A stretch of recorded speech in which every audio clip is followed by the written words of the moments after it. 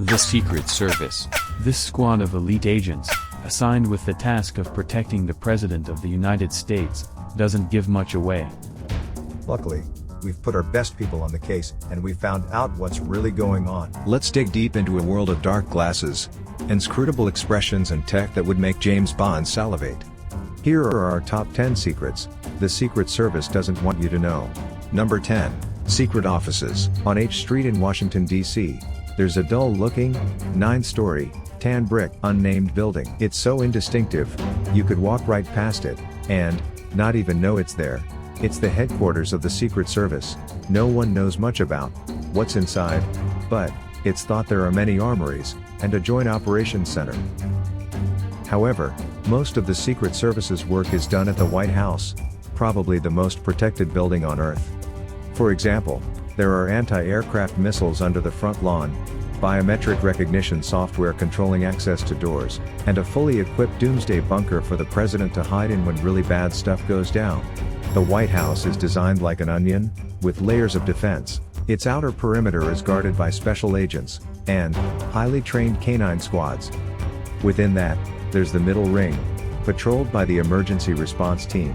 Finally, the inner ring, guarded by agents whose sole job is to protect the president.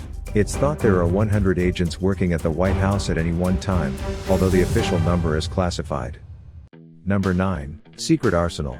As you'd expect, the Secret Service has the latest in cutting-edge weaponry at their disposal. When you're dealing with people who want to harm the president, you have to get the job done first time. A priority for the Secret Service is limiting collateral damage during a shootout. The current submachine gun of choice is the P90. It's compact, well-designed, and can easily be hidden inside a suit. It uses custom ammunition, designed to stay in the target's body, rather than exit it, which would potentially injure bystanders. The traditional uniform of the Secret Service is the dark suit, reflective sunglasses and an earpiece. But why? A suit gives the agent a serious, business-like look, but still more accessible and public-friendly than combat gear. You can conceal weapons in a suit easily, and the sunglasses protect them against liquid being thrown at them, and also mean they won't be dazzled by the sun when scanning the area for threats. The most important part of the uniform, however, is the earpiece. Agents are being directed by a supervisor in a control center at all times, making sure they're always in the right place at the right time. Number 8. Not just the president. While protecting the president is the Secret Service's priority, they don't just protect him. The First Lady, the Vice President, the rest of the First Family, and all former presidents all receive official protection. Presidential candidates get their own Secret Service squad while they're running for office.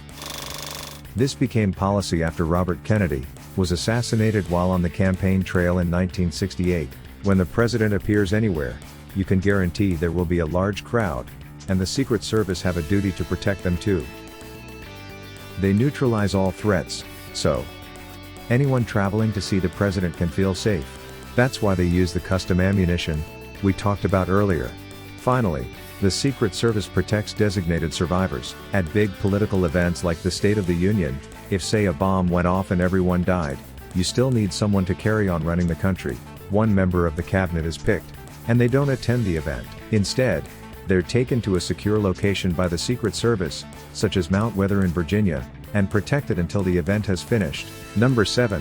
They're stuck to the president. When you're guarding the president, you have to go wherever they go. Literally, even when the president goes to the bathroom, there's an armed agent in there with him. Ronald Reagan's agents even sat in on his prostate examinations. The Secret Service monitor everything the president eats.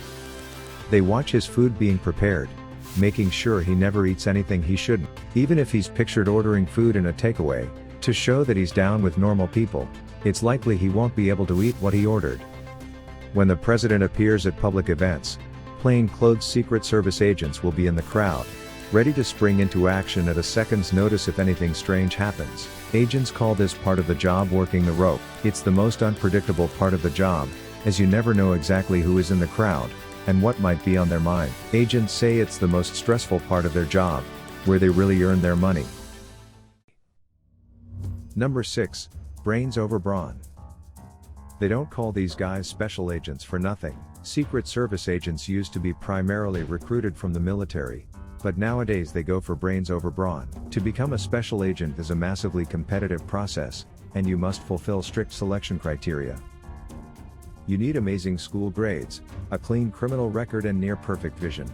You'll go through rigorous psychological assessments, including a lie detector test. If you used illegal drugs after the age of 23, you're automatically disqualified from the process. Boo, not cool. During training, you'll learn how to neutralize attackers. You'll learn the right pressure points to hit. If you want to take someone down, you'll even learn the special move to employ in a crowd situation. Hand on the president's belt, ready to pull him out of harm's way. Even when you've landed the job, you never stop training. Plus, you're not allowed to drink alcohol within 10 hours prior to your shift. You can't protect the president with a hangover.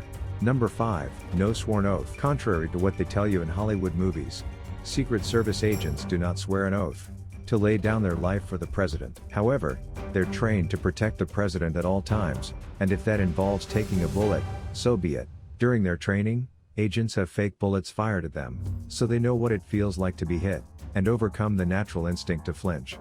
In 1981, President Ronald Reagan was the victim of an assassination attempt in Washington. While the shots were still being fired, Special Agent Jerry Parr reacted quickly enough to cover the president, then push him into his waiting car. Agent Timothy McCarthy also acted quickly to become a human shield, taking a bullet to the stomach to protect the president. Reagan was also hit by a bullet, but not fatally.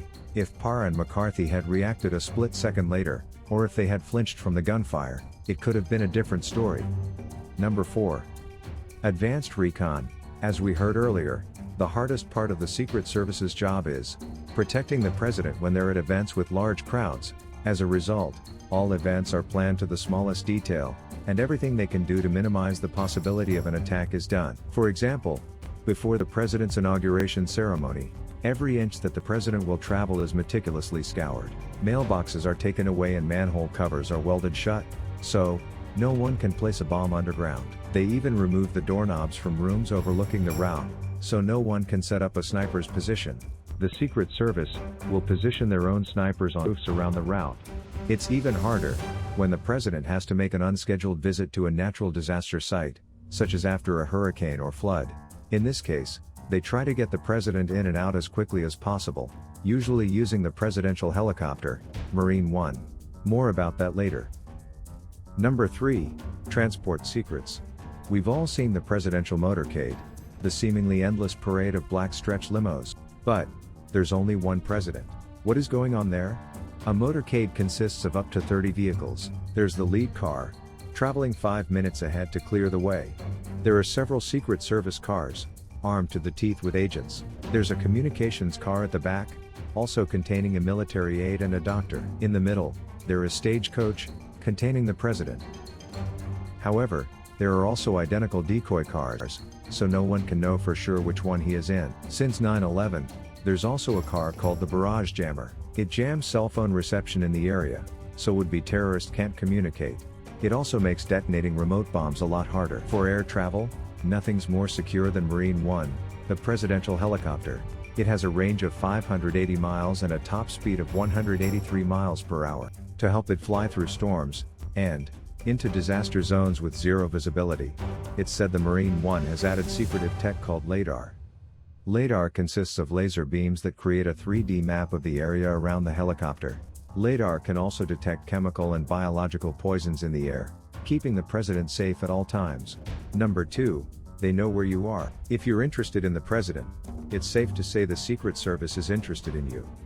For example, agents maintain a database of inks, working with ink manufacturers to keep it up to date.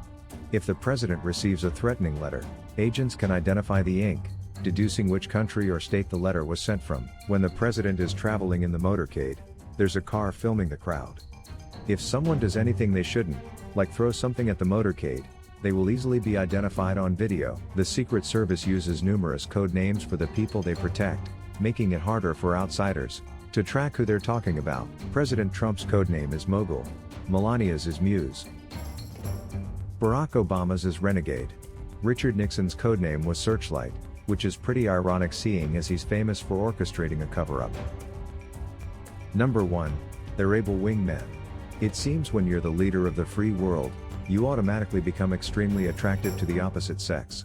Helpfully, the Secret Service often act as wingmen for their charges, protecting them from their wives as well as bullets. After President Lyndon Johnson was caught by his wife, entertaining a young lady in the Oval Office, the Secret Service installed an emergency buzzer system.